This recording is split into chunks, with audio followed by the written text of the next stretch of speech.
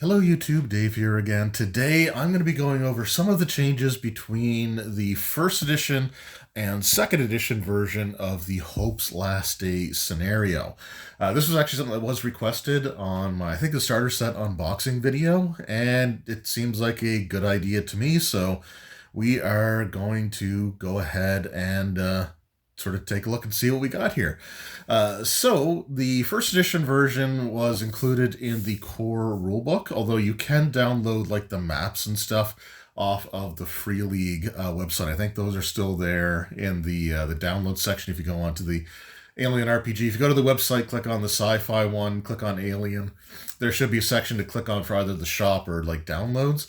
And if you click on the downloads, you can get like the maps and stuff from the scenario. I think including even maybe the characters as well.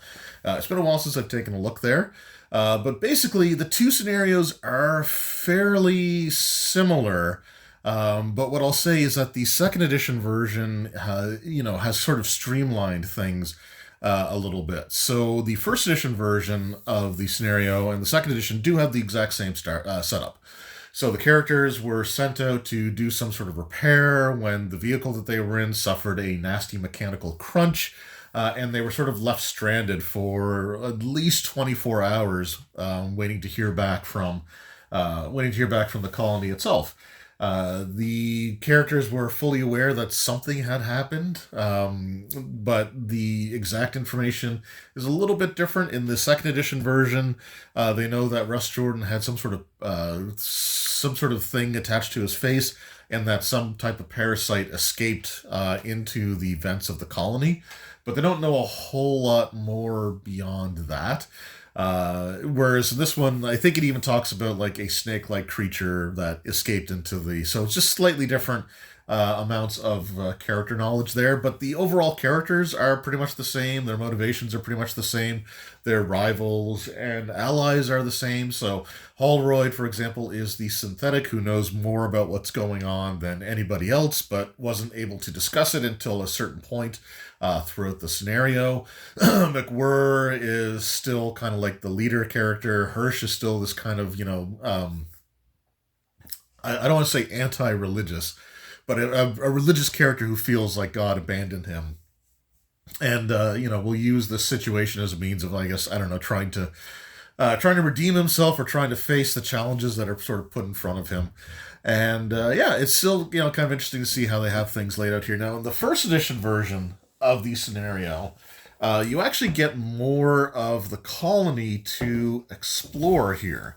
So we've got the maps here for this is the first level, the second level, and the sub-level of the main colony. However, most of the events that you have to really worry about take place in sort of the southern area here. So you have the southern airlock, which leads to on the second level, leads to like the corporate offices, as well as the command center, the med base. So the majority of the places that you're going to be exploring for story purposes are actually found in this one sort of area here on the maps. And the bottom section, the sub-level, you can go to, but it doesn't really influence or affect the story at all. When the characters first arrive at Hadley's Hope in the first edition scenario, they do hear a message telling everybody to retreat to the mass housing location, where when the characters arrive, they see that there's just blood everywhere. There's streak marks, like people have been dragged off, but there's really nothing there except for maybe a xenomorph encounter. The rest of the areas, like the maintenance bay, the vehicle bay, and the vehicle unloading, like these areas don't actually have anything to do with the scenario itself, so they kind of get omitted from the second edition version here. So the second edition version doesn't actually have the warning message at the beginning. You do see like the full map and everything there, but the scenario maps are just like level 1 and level 2 of the southern area. Because the idea is that the character is going to realize that things have gone bad pretty quickly, but all the locations that their agendas and stuff kind of, point them in the direction of are all sort of gathered in this like tight area here. So the only area that we have that's not in the southern section of the colony is the skywalk to the casino, which is found in the sort of a later map here, if we can find it. And plays into Hirsch's character. So Wes Osterman, the proprietor of the Tannins Casino, he is one of the few people in the colony that's like genuinely friendly towards Hirsch. So one of Hirsch's personal agendas is that he wants to make sure that his friend Wes is safe. And one of the events that happens is Wes actually calls on the radio, because there's something trying to bash down the door to the casino. So that could trigger that part of Hirsch's personal agenda, or he could just know what his agenda is and want to go after Wes, regardless of whether he calls in or not. The same way that McWhirr's personal agenda wants her to go to the corporate offices and find where Al Simpson is, because he's like the leader of or he's in charge of the colony. Now, interestingly enough, they did change the maps around a little bit here. So the Weyland-Yutani office is actually on level 1 instead of level 2. However, the operations room that was used in Aliens, the med lab, as well as the stasis room, but the surgery room there as well, those were all on the second level there. So it just kind of splits up the things that were on the second level that the players would be going to, because pretty much most of what was their objectives were on the second level there. So, and they kind of tightened everything up a little bit. They removed the areas from the scenario that don't really advance the plot, and they kind of stuck to just the locations that you're going to be using. And this is due in part to the fact that they're providing like miniature scale maps for everything now. So, it does mention that, if the players decide to go into those areas, essentially you can, have to sort of come up with it on your own, or if they go like way off base there, then they just start, facing more and more xenomorphs. Like if they try to find the atmosphere or go towards the atmospheric processor, where everybody was taken to be cocooned and face hugged, then they start obviously meeting more and more kind of resistance. So they kind of start with that. Now, also in the first edition one, in addition to the message that they hear over the comms, they do immediately hear a gunshot that goes off, which increases their stress level by 1. That is an event that can happen in the second edition version of the scenario, but it's not automatically part of the setup to the scenario here. So we can find the events. So the gunshot there, like that is something that you can put in at any time now. The difference is, though, is because the characters walked back several hours to get back to the colony after waiting for a full day after their vehicle broke down. The characters in this scenario have to roll for fatigue, which gives them penalties to, I think, like their physical attributes, and makes it difficult to regain health or things like that until they've been able to like get some food. Whereas again, this one they just start with automatic stress. So I kind of like the idea of them being more tired from the walking than just immediately throwing stress at them from like the very beginning. Again, this version of the game was supposed to simulate the third act of a 3-act structure, whereas this one is taking the same scenario but turning it into a 3-act one. So it's not adding extra stuff to the original. Like I said, it is kind of subtracting some locations, but again, they were not necessarily vital to the story that's being told. And, when I've ran this Hope's Last Day, the few times that I have run it, or the couple of times that I've been able to run it, I should say, the characters stuck to the south area anyway. They stuck to trying to find the corporate office and then the medical lab. And then after the medical lab, it was more or less trying to get out. The only detour that they took was to the housing area to see if there were any other survivors, and that would lead to their final escape. The way that the 3-act structure is done here is the first act is from the beginning of the scenario up until the end of their first encounter with any type of xenomorph. So it says regardless of type. So it could be a facehugger, it could be a chest burster, but it's most likely going to end up being a drone. And once that situation has been dealt with, they begin Act 2. And then Act 3 begins when the PCs have gotten the key card that they need to escape on that corporate shuttle from Dr. Komeski. So that's kind of where the third act begins here. Otherwise, most of what happens here is, like I said, pretty much the same. You've got the same sort of beats. You've got the same situations where, and there are spoilers here, so I guess I'll just throw that out there now. But when they get to the Weyland-Yutani office, they do find the same corporate agent who has been, killed, and her key card to get to the corporate shuttle and get off of LV-426 or out of Hadley's Hope is completely destroyed. So the same in the first and second edition version of the scenario.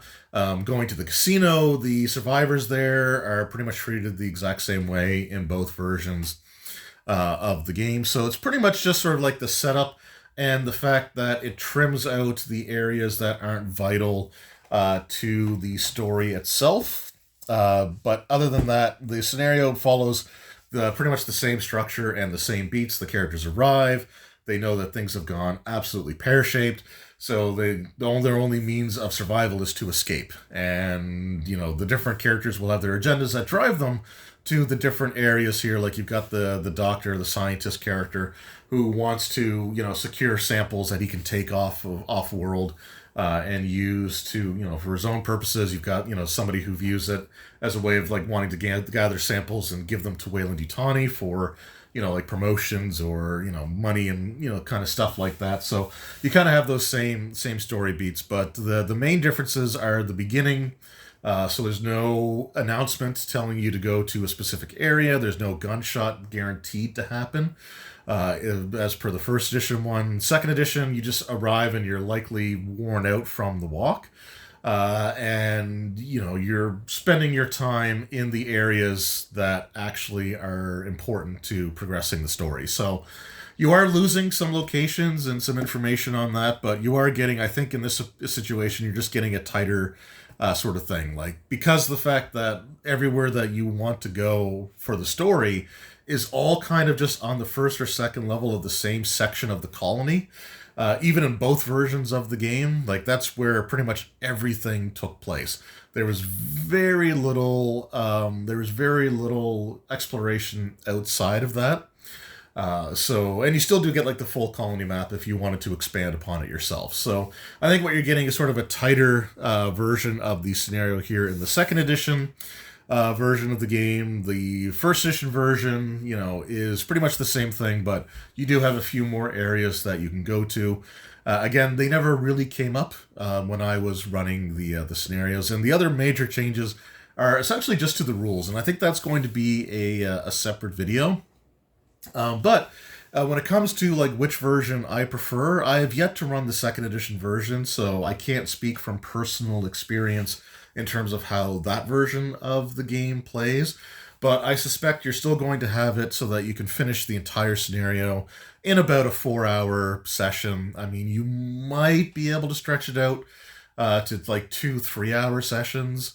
But I don't think this isn't going to last as long as, for example, the Chariot of the Gods scenario was in the first edition starter set. But that was part of a trilogy of scenarios that the starter set for second edition isn't a part of. The second edition is just to get you into the game, to play the game, to understand the basics of the game, and to give you a scenario that fans of the Alien franchise are going to be familiar with. And, there's nothing more familiar than, Hadley's Hope and LV-426 and the xenomorphs overrunning the colony and stuff like that. So, it addresses one of the complaints about the first edition starter set, which was that you didn't have the traditional xenomorphs in the starter. Instead, you were fighting creatures from like Prometheus and Covenant. So it kind of changes that up to give you that more like traditional Alien experience. And I still think it tells a really good story. And I kind of like the fact that, it kind of cuts out some of the areas that aren't really all that useful. For example, like in the movie itself, in Aliens, you didn't see all of the colony, right? You only really saw technically just the command center, the med bay, and the duct system. Like that's really kind of all that you really focused on in the movie itself. So, if you wanted to do something to, expand the scenario, you could just have sort of like normal everyday life taking place. And letting the characters kind of move around freely throughout everything that way if you really wanted to. But I think overall, both of these versions are going to be fun to play. They're going to be fun to run. I like the idea of having the minis to use, or the tokens and the maps to use, just so that everybody kind of knows where everything is.